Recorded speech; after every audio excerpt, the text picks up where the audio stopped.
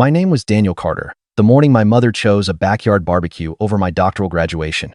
I was 28 years old, standing alone in a narrow dressing room at Johns Hopkins, adjusting the collar of my gown in a mirror that warped slightly at the edges.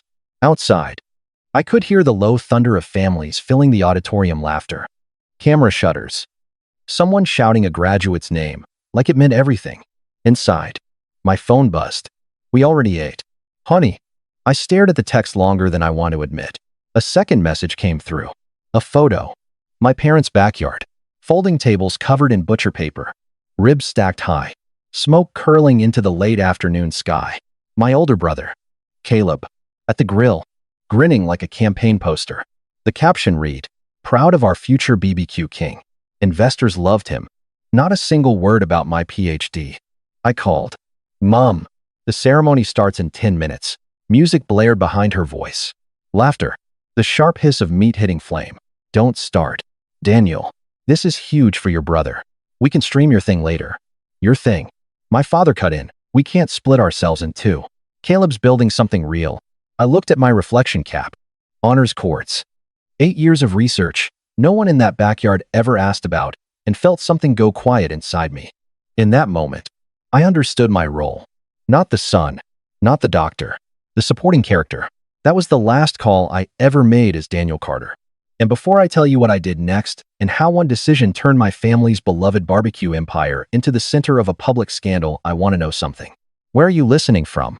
Because my story started in a small backyard filled with smoke, and it ended in headlines. If that phone call sounds sudden, it wasn't. It was just the first time I stopped pretending I didn't understand the pattern. I grew up in the shadow of a smoker. Carter's backyard barbecue wasn't just my parents' business. It was the axis our family rotated around. Birthdays were catered by us. Christmas meant brisket instead of turkey. Vacations were food expos. Our dinner conversations revolved around rub blends, supplier discounts, and which food blogger might show up next. And Caleb, my older brother, was the golden boy of the flame. He had charisma. He could flip a rack of ribs one-handed while cracking jokes. Customers loved him. My mother called him a natural. My father said he had instincts you can't teach. I had instincts too, just not the kind that came with applause. While Caleb learned how to charm critics, I learned how to code statistical models. While he experimented with sauces, I stayed up past midnight running infection simulations for class. I brought home science fair trophies, academic scholarships, published research. My mom would smile distractedly and say, "That's great. Daniel, hey, can you cover the register Friday? Your brother's got a tasting." In high school, I redesigned their inventory tracking system because they were losing money to waste. My dad told people Caleb was expanding operations. When I suggested stricter food safety protocols, separate prep stations, temperature logging, Caleb laughed. "We're not a lab. Man, relax." I wasn't jealous of him. I was exhausted. Exhausted from being introduced as Caleb's brother who's good with computers. Exhausted from watching my parents beam when he burned a new glaze, but barely look up when I explained my research on foodborne illness transmission. The irony was almost funny. I was studying how outbreaks start. And every summer, I watched my own family cut corners, because we've always done it this way. But none of that felt explosive at the time. It felt like background noise. Small cuts. Manageable disappointments. The graduation wasn't a betrayal born in a single afternoon. It was confirmation. 28 years of being the reliable one. The quiet one. The one who would understand. When my mother texted, "We already ate," what I finally heard was this: "You will never be the main event." And for the first time in my life, I believed her. I lined up for my doctorate alone. The hallway behind the auditorium curved like a slow-moving river of black gowns and nervous smiles. Families clustered at the edges, mothers fixing tassels, fathers adjusting collars, siblings holding bouquets too big to manage. Phones were already out, cameras ready. I stood there with my diploma folder tucked under my arm and no one to hand my coat to. A classmate nudged me lightly. "Your family running late." I gave the kind of smile you learn when explaining would take too long. "They're watching online." She frowned. "That sucks.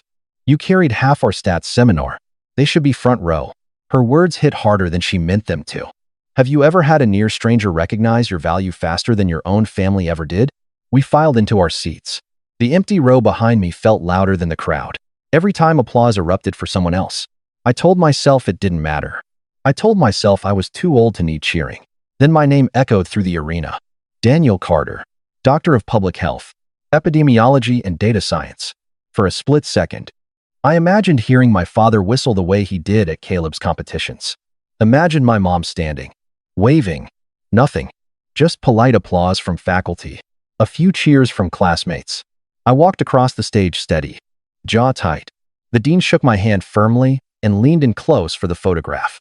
"Congratulations, doctor," he murmured. "Your modeling work is going to save lives." That sentence cracked something open inside me. Not because it was praise, because it was true. I had built something real, something measurable, something that mattered beyond applause and smoke. When I returned to my seat, I checked my phone once. The Carter family group chat was exploding with barbecue photos, Caleb in front of a banner that read, "Caleb Carter, King of the Flame." Comments from relatives, fire emojis, "So proud." National spotlight next. Not one mention of the ceremony. I didn't type anything. Instead, I opened a bookmarked page I'd saved months ago and never dared to touch. Petition for legal name change. The form looked sterile, bureaucratic, final. For years, I'd scribbled another name in notebook margins during lectures. A name that wasn't tied to a backyard smoker. A name that didn't come with comparison. I typed it slowly. Adrian Cole. My hands didn't shake. I filled in the fields. Date of birth. Current name. Reason for change. Under explanation. I wrote, personal and professional identity. What I meant was, I am done being the background character. I submitted the preliminary paperwork before I could talk myself out of it. By the time the ceremony ended and graduates disappeared into crowds of hugs and photos, I stepped outside into the late afternoon sun feeling lighter than I had in years. Not happy, not vindicated, just clear. Rachel didn't die in a bathroom stall. Daniel didn't collapse on a stage. But something did end that day. And Adrian, the version of me who no longer begged to be seen, walked off that campus alone. For the first time, it didn't feel like abandonment. It felt like rebirth. The paperwork took 3 weeks to process. 3 weeks of signatures, courthouse appointments, and answering a judge's neutral questions about why a 28-year-old man with no criminal record wanted to sever himself from his own name. Personal and professional identity. I repeated calmly. The gavel came down. Just like that, Daniel Carter became Adrian Cole. No fireworks. No dramatic music. Just ink drying on a document that felt heavier than any diploma. That same week, I posted a single photo from graduation on a private account. Cap off. Gown slightly wrinkled. Empty stage behind me. Caption, coming soon. A few friends were confused, then excited. One message stood out. Jenna, my grad school friend, who'd moved to Seattle, texted, "So, does this mean you're finally saying yes to Northwatch?" I had applied months earlier to Northwatch Analytics, a company specializing in real-time outbreak detection. They'd been impressed with my dissertation on predictive modeling for foodborne illness clusters. They'd offered an interview after graduation, before the barbecue call. Seattle felt far. After it, it felt necessary. I replied, "I'm in." The formal offer came the next morning. Senior epidemiological data scientist. Relocation package included. It felt like oxygen. I informed my family with a short email. I graduated. I've legally changed my name for professional reasons and accepted a position in Seattle with a public health analytics firm. Wishing you the best with the restaurant. Polita. Controlled. Final. My mother responded 2 days later. Seattle. That's a big move. We thought you'd come home and help Caleb scale operations. He could really use your numbers brain. Anyway, congrats. We're swamped prepping for the summer festival. My father reacted with a thumbs up emoji in the family chat. Caleb said nothing. If you've ever waited for someone to fight for you and realized they won't, you know that kind of silence. I packed my life into 3 suitcases. On my last night in Baltimore, I wrote a letter I never mailed. One day you'll realize your son became a doctor and you weren't there. One day you'll need me, and I may not answer. I signed it. Adrian. Folded it. Closed the journal. When the plane lifted into gray morning sky, I didn't look back at the city. I looked forward. And for the first time, I wasn't leaving to prove anything. I was leaving to become someone. Seattle didn't care who my brother was. It didn't care about brisket trophies or backyard legends. It cared about data. Northwatch Analytics occupied 2 glass floors overlooking Elliott Bay, whiteboards covered in equations. Dashboards glowing with live feeds from hospitals. inspection databases, pharmacy purchases, and anonymized social media trends. On my first day, my manager, a sharp-eyed woman with permanent coffee in hand, told me, "We hunt patterns before they become headlines." That sentence felt like home. I immersed myself in streams of emergency room admissions, restaurant inspection reports, school absentee spikes, wastewater monitoring dashboards. My dissertation on foodborne illness modeling wasn't theoretical here. It was practical, actionable. For the first time in my life, my value was measured in clarity, not charisma. No one asked me to refill sauce bottles. No one introduced me as somebody's brother. When I presented a model predicting seasonal contamination risks in small restaurant chains, the room leaned in. "Can you scale that statewide?" someone asked.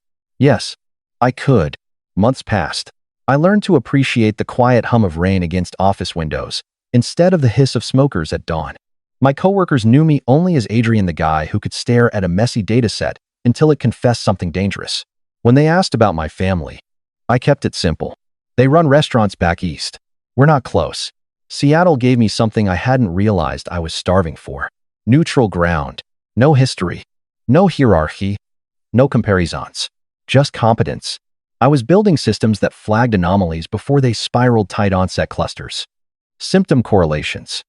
Geographic overlaps. We weren't reacting to disasters. We were intercepting them. It felt clean. Logical. Earned. For the first time, my work didn't compete with anyone else's spotlight. It stood on its own. And that's exactly why. When the first red flags appeared on my screen one Tuesday afternoon, I noticed them immediately. The alert came in at 2. A small cluster, at first severe gastrointestinal admissions, across 3 neighboring counties. Not unusual for late summer, but the onset windows were tight. Too tight. Symptoms aggressive. Lab notes, beginning to mention E. coli, oethundrofemtioshu, and salmonella hits. I leaned closer to the screen. "Hey, let you seeing this?" Jenna rolled her chair over as I expanded the map.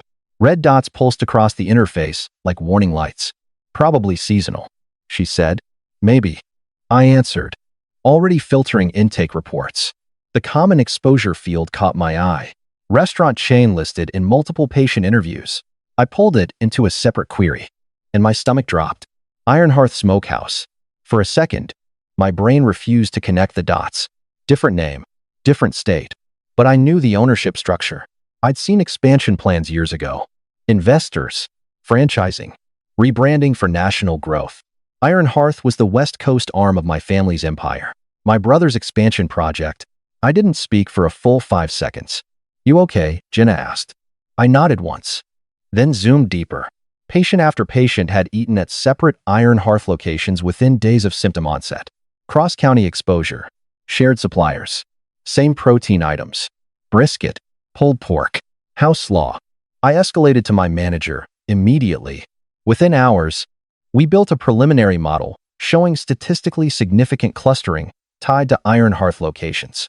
It wasn't a coincident spike. It was an outbreak. The state health department requested full datasets the next morning. That night, I couldn't sleep. Instead, I lay in the dark, replaying memories I'd buried. Watching my brother slap raw meat onto prep boards. Watching line cooks skip glove changes during rushes. Hearing my father say, "We've been doing this 20 years. Nobody's died. Nobody's died." By the end of the week, the red dots multiplied. More ER visits. More lab confirmations. Pediatric cases appearing. Pediatric. I opened social media monitoring feeds. Customers posting about violent symptoms. Parents asking if anyone else's kid had been hospitalized after eating there. My chest felt tight, not from anger. Not yet. From recognition. I had modeled outbreaks like this in simulations. This is how they start. Fast growth. Denial. PR spin before accountability. The health department flagged our analysis as high confidence probable source. Probably. Soon to be confirmed. I stared at the name on the screen again. Ironhearth Smokehouse. My brother's pride. My parents' legacy. My childhood. And for the first time since I left, the life I'd built in Seattle and the life I'd walked away from collided head-on. This wasn't about favoritism anymore. This wasn't about a missed graduation. People were in hospitals, and the data was pointing straight at my family. There's a moment when you realize you're holding a match near gasoline and the gasoline has your last name on it. 3 versions of me started arguing at once. The sun said, "Call them, warn them, Give them a chance to fix this quietly. The scientists said. Protocol. Documentation. Neutrality. People are already sick. The hurt younger brother, the one who stood alone at graduation, said nothing. He just watched. I wish I could tell you the decision came easily. It didn't. For a week, I functioned on autopilot at work. I refined models, cleaned datasets, built visual timelines, linking symptom onset to specific iron hearth locations. Every new lab confirmation tightened the case. Coli set, Salmonella enterica, hospitalizations increasing. Then the call came that ended any illusion I still had. A pediatric ICU physician requested direct access to our clustering analysis. We have 3 kids on ventilators, he said. Same strain, same exposure window. We need to know if this is bigger than we think. 3 kids. On ventilators. After I hung up, I sat still for maybe 30 seconds. Then I walked into my manager's office and closed the door. I need to disclose a conflict of interest, I said. She gestured for me to sit. My parents founded the original restaurant. My brother runs the expansion chain. Iron Hearth is theirs. There it was. Out loud. She didn't react dramatically. No raised voice. No accusation. Thank you for telling me, she said evenly. Effective immediately. You're recused from policy recommendations and enforcement communications. You'll continue technical analysis, but you won't be the decision maker. Professional. Clean. Then she leaned back slightly. As a human being, not your supervisor, do they know? Do you want to tell them? I thought about that bathroom stall, about the barbecue photo, about being told Caleb was building something real. Then I thought about 3 children on ventilators. I'll call, I said, not to protect them, to give them a chance to shut down voluntarily before the state forces it. She nodded once. That's your call as a son. We'll handle our side. I stepped into the hallway and dialed my parents' number for the first time in almost a year. My mother answered. Daniel, sorry. Adrienne. She corrected awkwardly. What a surprise. I need to talk to Dad and Caleb too, I said. Put me on speaker. There was shuffling, background noise. I recognized the hum of a kitchen. My father's voice came on. Impatient. What is it? I'm calling about Iron Hearth, I said. Have you had serious illness complaints? A pause. Couple trolls online. Caleb cut in. Happens when you grow fast. This isn't trolling, I said.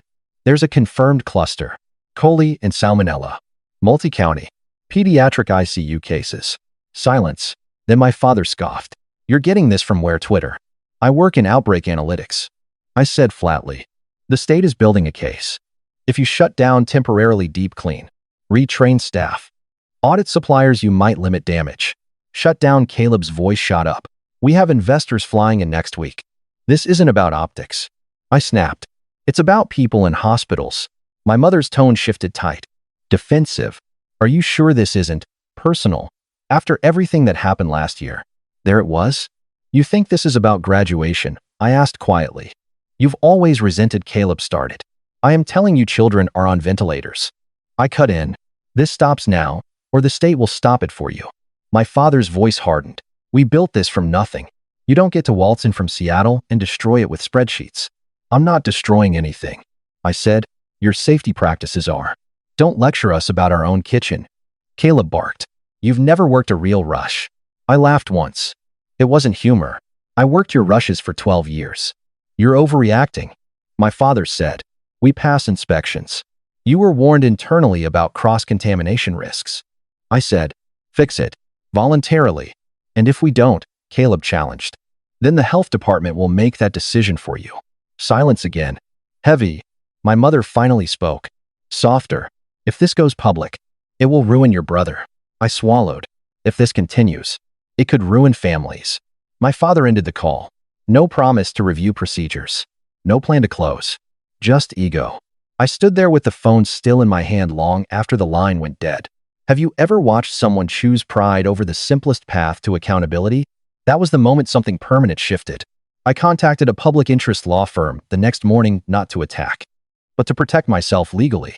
I documented the disclosure call, time-stamped everything, submitted written confirmation of my recusal internally. No manipulation, no sabotage, just truth. Recorded. The state health department escalated inspections within days. And this time, when the red dots expanded across my screen, I didn't hesitate. The sun had spoken. They chose not to listen. From that point forward, I stood exactly where I should have been from the beginning, on the side of the data, on the side of the people getting hurt, even if that meant standing against my own blood. The state moved faster than my family expected. Within 2 weeks, inspectors had quietly visited multiple Iron Hearth locations. Samples collected, staff interviewed, temperature logs reviewed, supply chains traced. The outbreak was no longer theoretical. Local news stations began running cautious segments. Popular regional barbecue chain under investigation. Following multi-county illness reports, my brother responded the only way he knew how.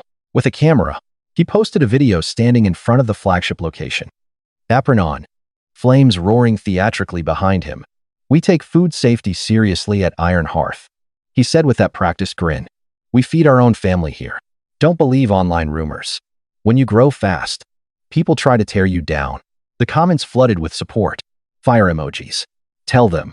Chef, haters gonna hate." I watched it from my desk in Seattle. Jaw tight, spin always comes before consequences.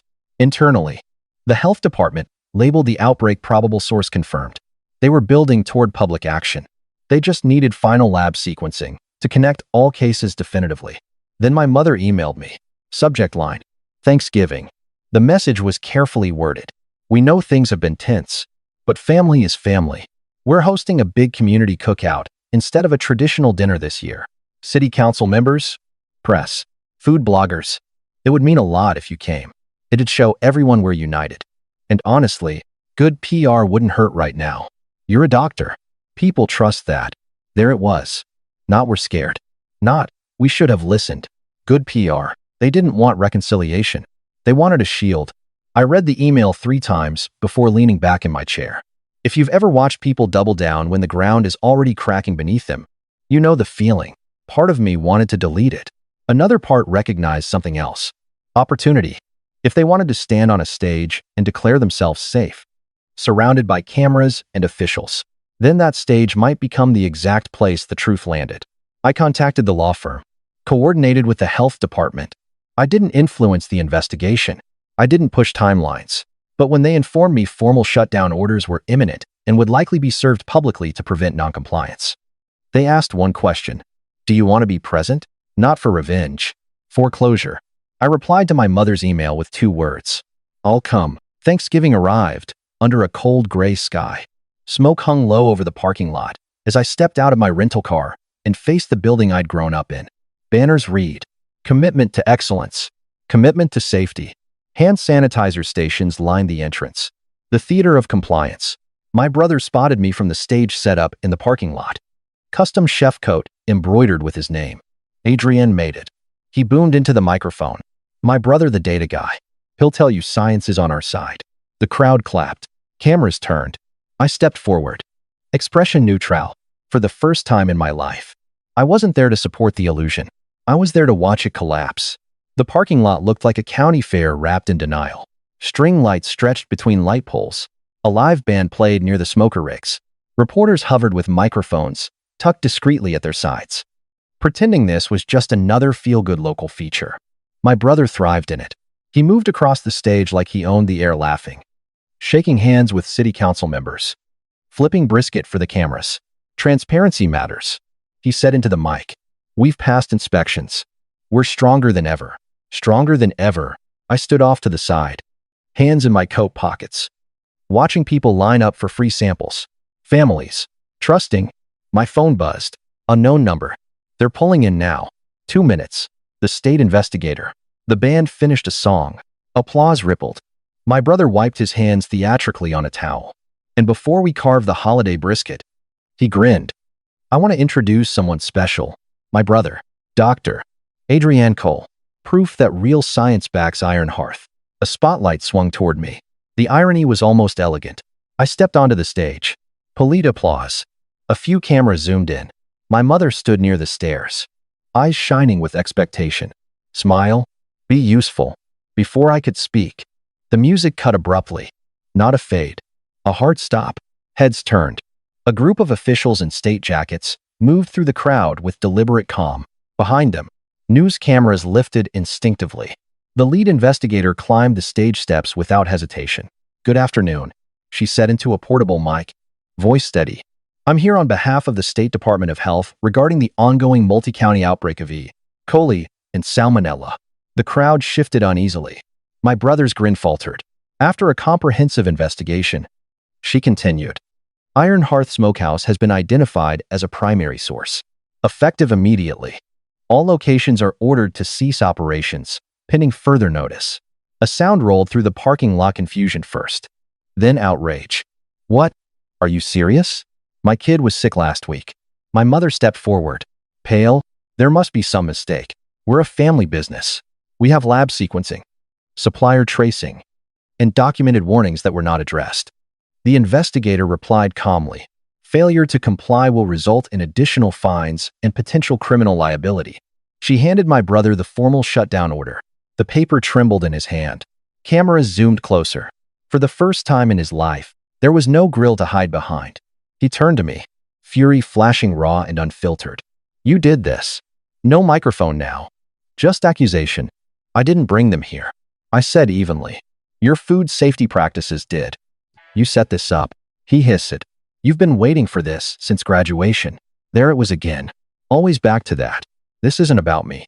I said, loud enough for the nearby microphones to catch.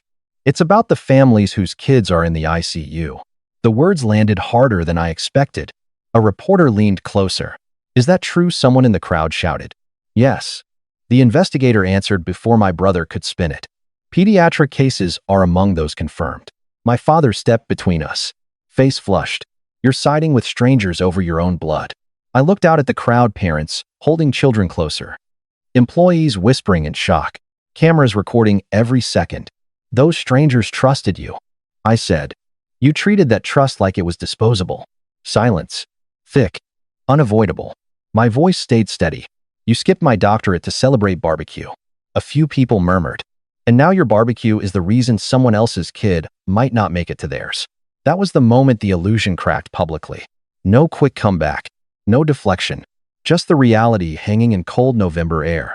The investigator instructed staff to begin immediate closure procedures. Officials moved toward the entrances. Employees stood frozen, unsure whether to argue or comply. The band packed up quietly. Reporters circled my brother, firing questions he couldn't charm away. Were you aware of contamination complaints? Did you ignore prior warnings? Why stay open during investigation?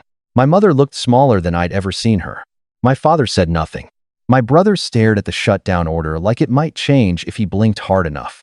I stepped off the stage without another word. Not triumphant. Not smiling. Just finished? The public humiliation they feared at my graduation had finally arrived.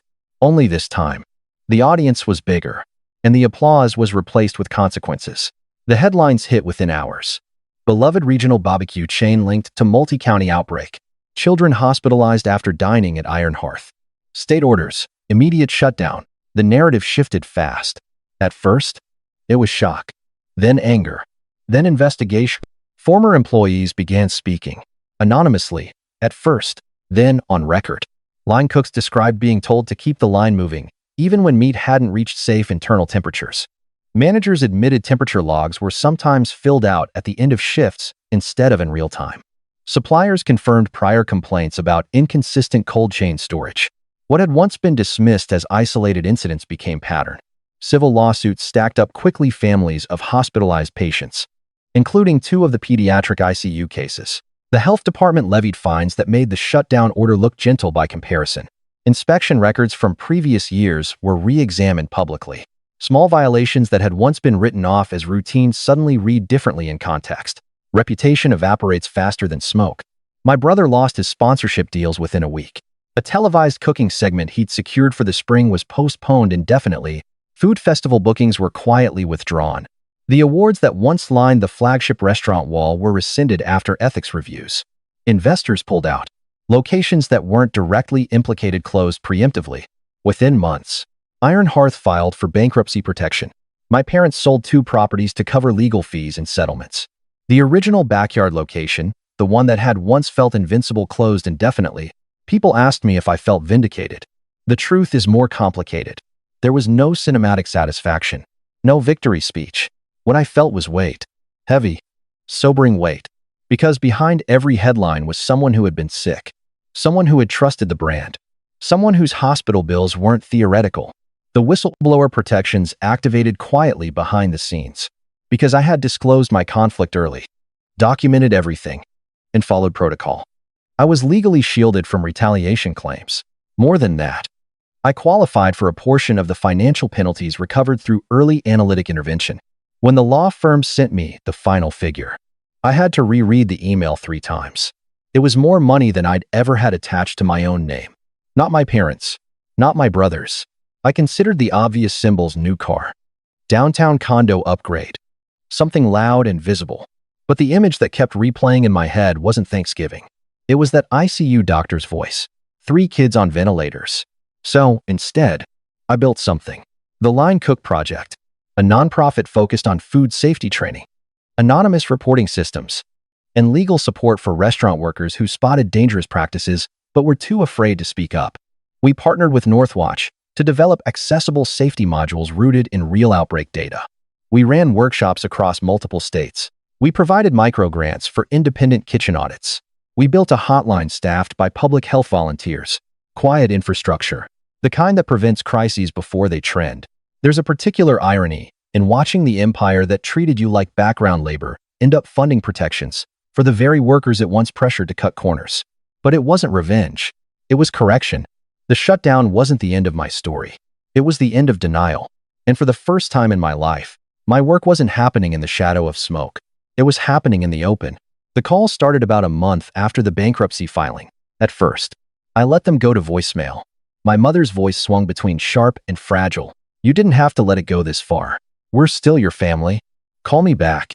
My father left exactly one message. "You destroyed your brother. I hope it was worth it." I deleted none of them, but I didn't respond. Then one afternoon, a letter arrived. Act wallpaper. My name written carefully across the front. Adrienne Cole. Inside, my mother's handwriting looped across 3 pages.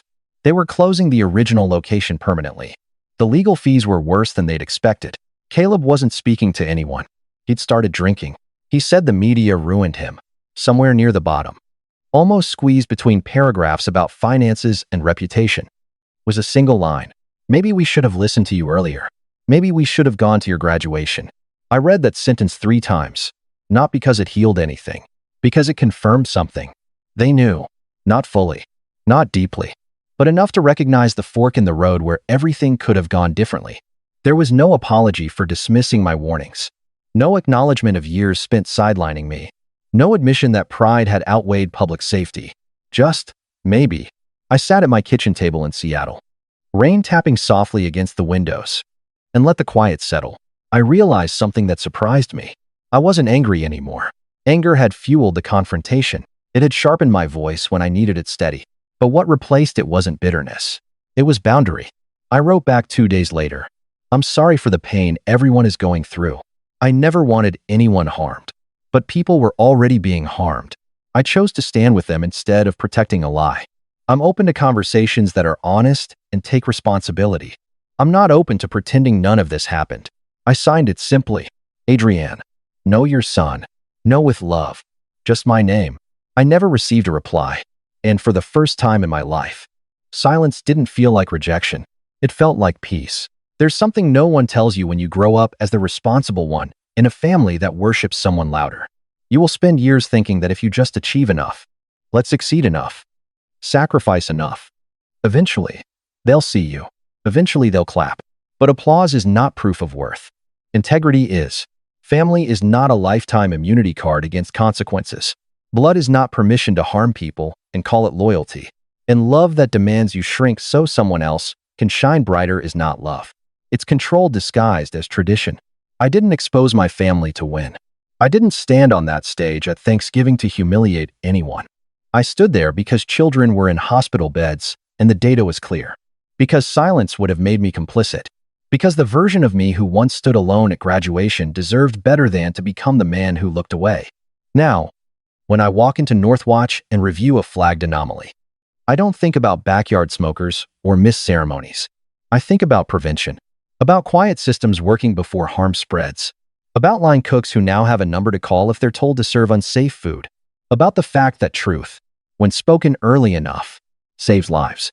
If you're listening to this and you've ever felt invisible in your own family, like your milestones are optional but someone else's spotlight is sacred, hear me clearly. You are allowed to stop chasing approval from people who refuse to see you. You are allowed to draw a line. You are allowed to choose integrity over comfort. And if you ever find yourself standing between protecting a reputation and protecting people, choose the people, even if the reputation shares your last name. Now I want to ask you something. If you were in my place, would you have exposed the restaurant? Or would you have stayed quiet to keep the peace? And have you ever had to choose between doing the right thing and protecting someone you love? Tell me your story. Because sometimes the hardest battles aren't fought against strangers. They're fought across a dinner table,